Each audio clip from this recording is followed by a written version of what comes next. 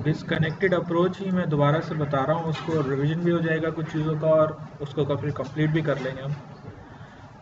तो हमारे पास database SQL server में बना हुआ होना चाहिए। उसको हम एक्सेस करेंगे अपने वेब पेज के अंदर, कंट्रोल के अंदर। तो मैं दोबारा से यहाँ पर एक नया प्रोजेक्ट बना रहा हूँ, और प्रोजेक्ट हम बना रहे हैं जनाब वाला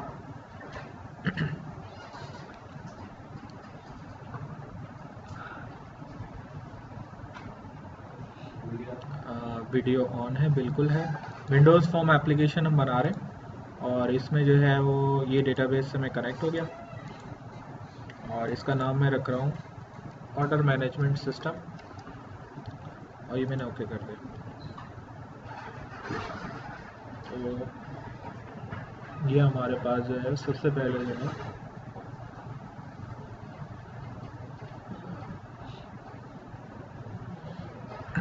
एक नया फॉर्म बन जाएगा। अच्छा, पहला काम तो मैं ये कर रहा हूँ कि ये जो मेरा फॉर्म है,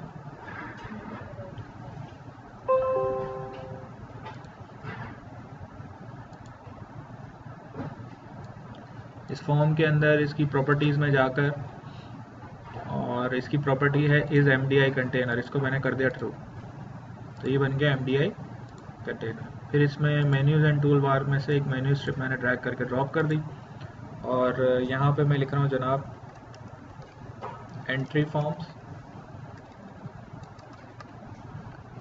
और सबसे पहले मैंने यहाँ पे लिखा कस्टमर,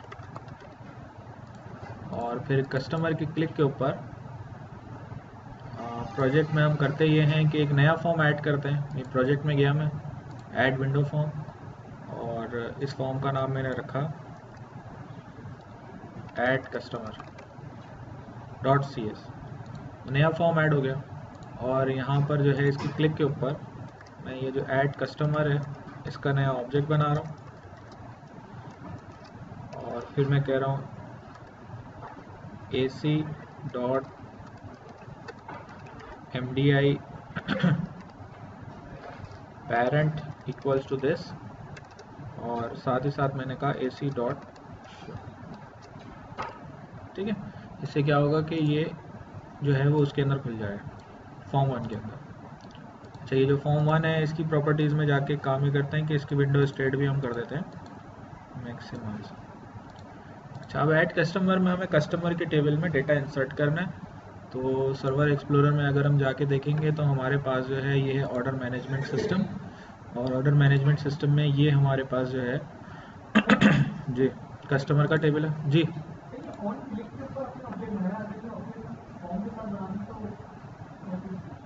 ऑन क्लिक पे बनाए,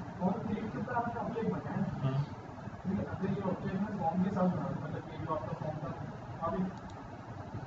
उससे क्या होगा? वो तक नहीं, आप यहाँ बना दें, अगर यहाँ बनाएंगे और यहाँ पे शो कराएंगे तब भी शो हो जाएगा, लेकिन वो हर दफ़ा बनेगा। अब मैं अगर यूज़र क्लिक ही नहीं कर रहा तो फॉर्म का ऑब्जेक्ट बनाने की ज़रूरत क्या है? सही, ये तो उस वक्त बनेगा ना जब यूज़र जो है वो मेन्यू पे जाके क्लिक करेगा। ठीक है। अच्छा, अब ये कस्टमर के अंदर जो है फील्ड्स हमें जो देनी है वो name, phone number, address, email और CNIC है। अच्छा, अब ये जो ID वाली फील्ड है, ये एक चीज़ मैं मेक श्योर कर लूँ यहाँ पर कि हमने जो ये डेटाबेस बनाया था ऑर्डर मैनेजमेंट सिस्टम, इसमें ये जो हमारा टेबल है कस्टमर का, इसकी ज़रा डिज़ाइन में जाके मैं एक चीज़ ये कंफर्म कर लूँ कि ये जो ID थी वो हमने आइडेंटिटी रखी थी या नॉर्मल रखी थी। तो इसकी देखें ID जो है, पहला काम तो मैं ये कर रहा हूँ कि इसकी आइडेंटिटी स्पेसिफिकेशन ट्रू कर रहा हूँ, यानी कि इसको ऑटो नंबर फील्ड बना रहा हूँ। ठीक है, इसमें डेटा खुद ब खुद इंसर्ट होगा, पता है ना, आइडेंटिटी फील्ड। ठीक है। अच्छा, फिर जो है वो अब मैं यहाँ पर डेटा जो है वो इंसर्ट करने के लिए पहला काम तो मैं ये करूँगा कि जनाब टूल बॉक्स के अंदर से मुझे चाहिए, क्या चाहिए, कुछ लेबल्स चाहिए और कुछ टेक्स्ट बॉक्सेस हैं। अगर हम देखें यहाँ पर तो name, phone number, address, email और CNIC, एक मज़ीद हमें लेबल चाहिए यहाँ पर, एक मज़ीद हम यहाँ लेबल लेकर आ गए। फिर हमें टेक्स्ट बॉक्सेस चाहिए, तो जो हमारी पहली फील्ड है नेम, उसके लिए भी text box, phone number text box, ये भी टेक्स्ट बॉक्स, सारे टेक्स्ट बॉक्सेस ही हैं। तो हम यहाँ पर जो है वो 5 टेक्स्ट बॉक्सेस भी ड्रैग करके ड्रॉप कर देते हैं।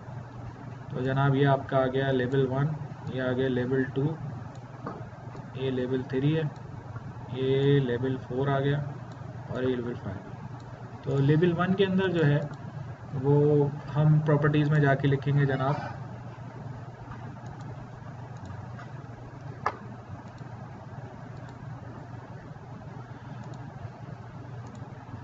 लेवल 1 की प्रॉपर्टीज़ में जाके मैंने लिख दिया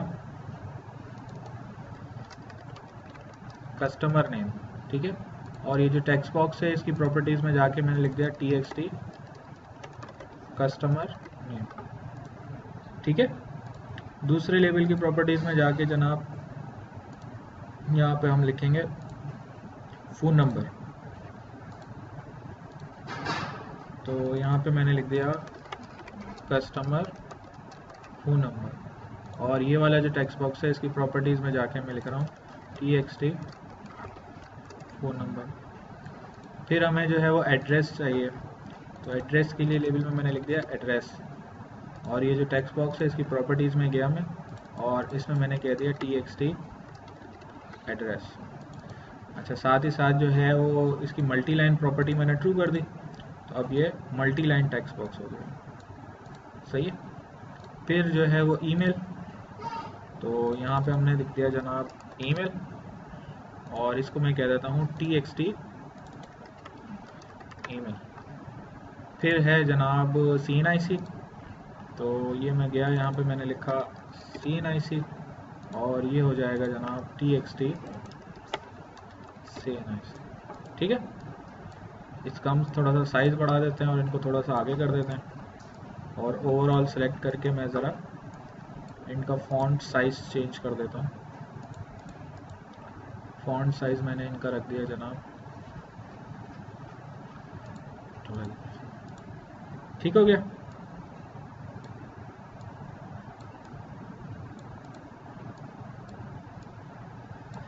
एक हमें यहाँ पे चाहिए होगा बटन, ये बटन मैंने ड्रैग करके यहाँ पे ड्रॉप कर दिया। बटन की प्रॉपर्टीज़ में जाके मैं लिख रहा हूँ ऐड न्यू कस्टमर, ठीक है। और इसका भी फ़ॉन्ट साइज़ कुछ सिलेक्ट कर लें, ये कस्टमर का फ़ॉन्ट साइज़ आ गया। तो ये आपका फॉर्म है जी। अभी तक जो सूरत हाल है उस सूरत हाल के हिसाब से जब आप इस एप्लीकेशन को रन करेंगे तो रन करने के बाद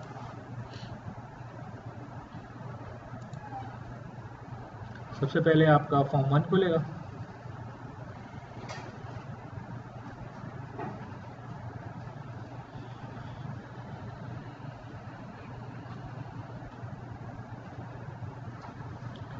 फॉर्म 1 पे जाके मैंने कस्टमर पे क्लिक किया तो ये कस्टमर का फॉर्म मेरे सामने खुलकर सामने आ गया, ठीक है। अच्छा, अब कस्टमर के फॉर्म के अंदर जो है वो ऐड न्यू कस्टमर के ऊपर मैं डेटा जो है वो डेटाबेस में इंसर्ट करवाने जा रहा हूँ। तो उसके लिए जो नेम स्पेसेस मुझे चाहिए वो कौन कौन से चाहिए। एक तो मुझे चाहिए यूजिंग सिस्टम डॉट डेटा, ठीक है, और दूसरा चाहिए using system dot data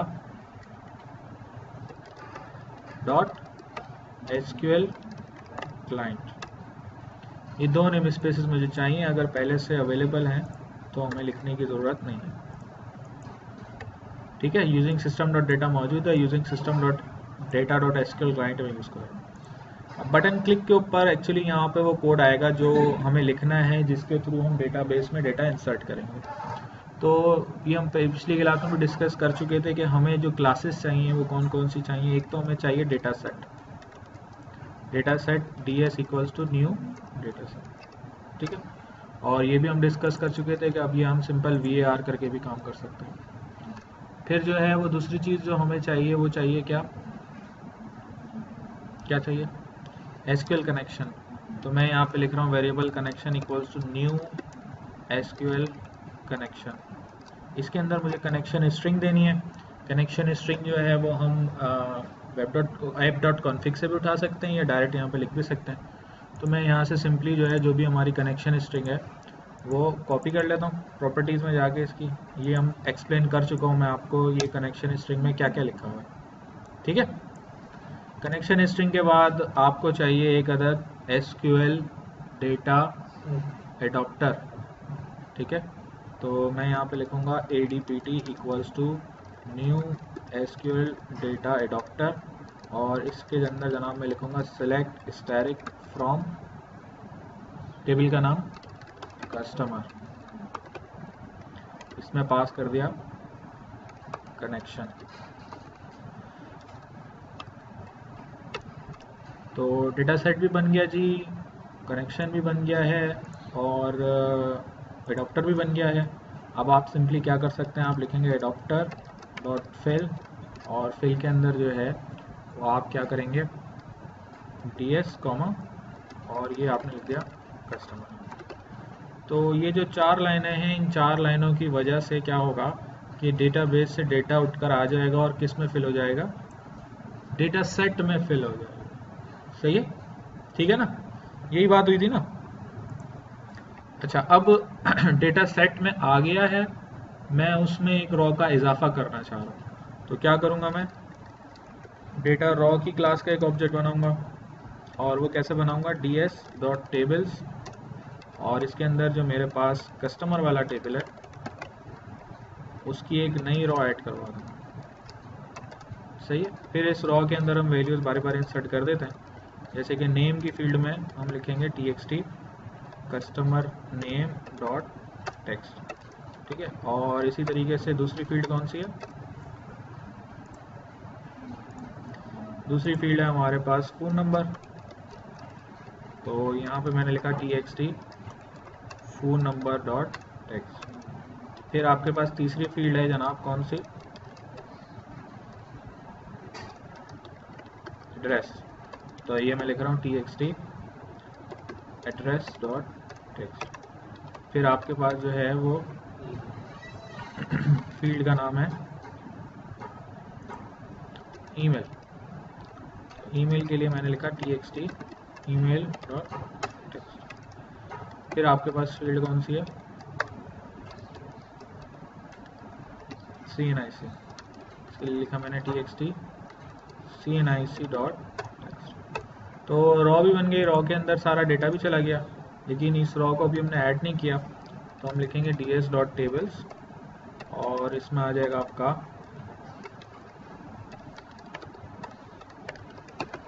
customer dot rows dot add, और इसमें आ जाएगा जनाब क्या, dr। तो टेबल की रॉ जो है इस टेबल में ऐड हो गए, लेकिन अभी तक ये डेटाबेस में ऐड नहीं हुई है, तो हम यहाँ पे क्या कॉल करेंगे, adapter dot update ds comma customer, ठीक है। साथ ही साथ हमें एक क्लास का और ऑब्जेक्ट बनाना पड़ेगा यहाँ पे, किसका, SQL command builder, new SQL command builder, और इसमें एडॉप्टर पास करना पड़ेगा, ठीक है। तो यही कोड हमने लास्ट टाइम भी डिस्कस किया था, तकरीबन यही था। और एक दफ़ा जो है वो इसको चला के देखते हैं, फिर मैं मज़ीद आप उसको एक्सप्लेन करूँगा। तो ये मैंने यहाँ डिबगर लगा दिया, और इसके बाद हमने इसको चला दिया। तो यहाँ पे गए हम एंट्री फॉर्म में, कस्टमर में, अब मैं कस्टमर का नाम यहाँ पे लिख रहा हूँ, जैसे कि मैंने इसका नाम लिखा मिस्टर ABC, और इनका कोई फ़ोन नंबर लिख दिया, सम एड्रेस, और इनका ईमेल एड्रेस abc@gmail.com, और ये इनका CNIC नंबर लिख दिया, और फिर ऐड न्यू कस्टमर पे क्लिक कर दिया।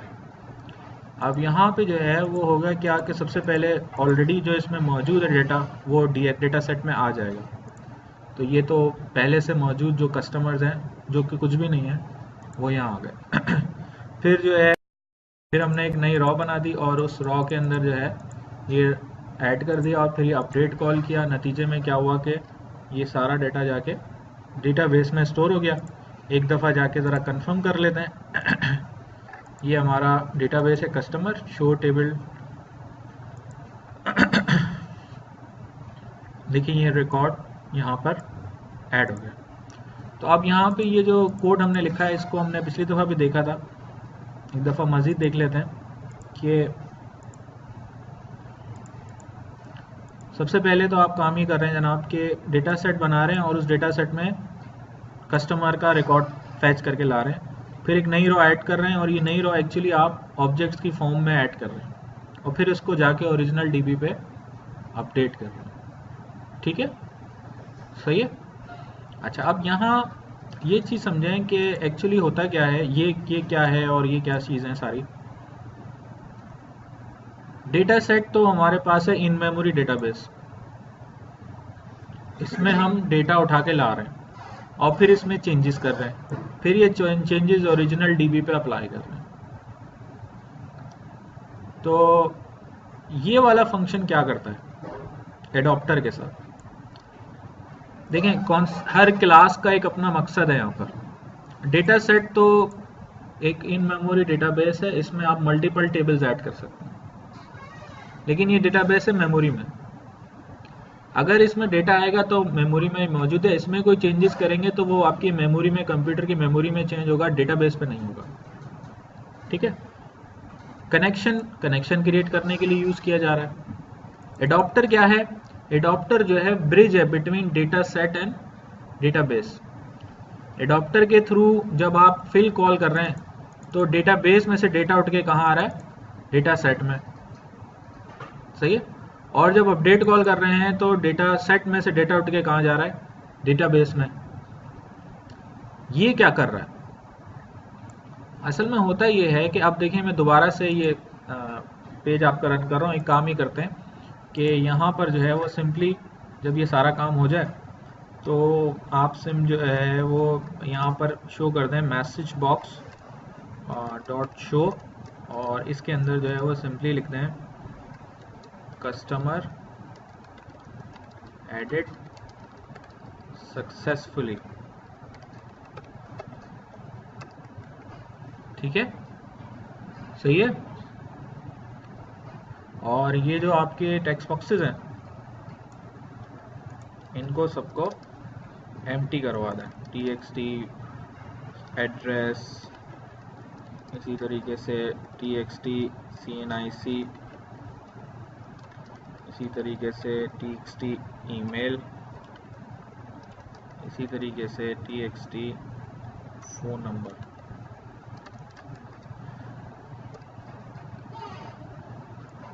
सही है, ठीक है।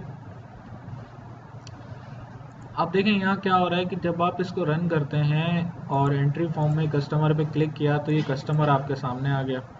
अब यहाँ पर आप एक और कस्टमर को ऐड कर रहे हैं। आप कह रहे हैं कि EDFG ये इनका फ़ोन नंबर है, ये इनका एड्रेस है, ये इनका ईमेल एड्रेस है और ये इनका CNIC नंबर है। यहाँ पर आने के बाद सबसे पहले तो डेटा सेट बना, खाली डेटा सेट है। कनेक्शन बना, बन गया। एडॉप्टर बना, बन गया। एडॉप्टर का फिल कॉल किया तो ये इस क्यूरी को एग्जीक्यूट करके जो भी रिजल्ट है वो इस डेटा सेट में ले आएगा। देखिए, पहले जो एक रिकॉर्ड पहले से मौजूद था वो इसमें आ गया। मल्टीपल टेबल्स हो सकते थे लेकिन अभी सिर्फ एक ही कस्टमर है इसके अंदर। फिर आपने एक नई रॉ बनाई, ठीक है, और ये नई रॉ बनाने के बाद DS के टेबल में ऐड भी कर दी, तो अब इसमें 2 रॉज हो गई। लेकिन ये जो रॉ है ये अभी भी सिर्फ और सिर्फ इस डेटा सेट में ऐड हुई है, डेटाबेस में नहीं हुई। तो होता क्या है कि अगर आप इस डेटा सेट को देखें, मैं कर रहा हूँ राइट क्लिक इस पर और यहाँ से जा रहा हूँ क्विक वॉच। यहाँ पे DS लिखा हुआ है, मैंने लिखा डॉट टेबल्स, तो इसका टेबल मुझे पता चल जाएंगे, ये वाला टेबल है। और ये जो टेबल है इसको मैं 0 करके भी एक्सेस कर सकता हूँ। और मैंने लिखा रॉज, तो ये सारी रॉज मुझे इसकी नज़र आ जाएंगी। उसमें जो रॉज के अंदर जो सबसे पहली वाली रॉ है, 0 वाली रॉ, 0 वाली रॉ आ गई। उसके अंदर जो कॉलम है, जैसे कि कॉलम का नाम मैंने दे दिया जनाब रॉ 0 को ही लेते हैं। और रॉ 0 के अंदर जो है वो आप देखेंगे हर रॉ के अंदर एक प्रॉपर्टी होती है रॉ स्टेट। इसमें क्या लिखा हुआ है? अनचेंज्ड। ये कौन सी वाली रॉ है? हाँ, सबसे पहली रॉ है। अच्छा, और अगर मैं 0 की जगह यहाँ 1 कर दूँ तो आ जाएगी दूसरी रो। इसका स्टेटस क्या है? एडिट, क्योंकि ये रॉ जो है वो अभी हमने ताज़ा ऐड की है। अभी कमांड बिल्डर क्या करेगा, एडिट जिसका स्टेटस है उसके लिए इंसर्ट की क्यूरी जनरेट कर देगा, और ये इंसर्ट की क्यूरी जो है यानी ये कि ये अपडेट की क्यूरी चली तो डेटाबेस में डेटा इंसर्ट हो गया।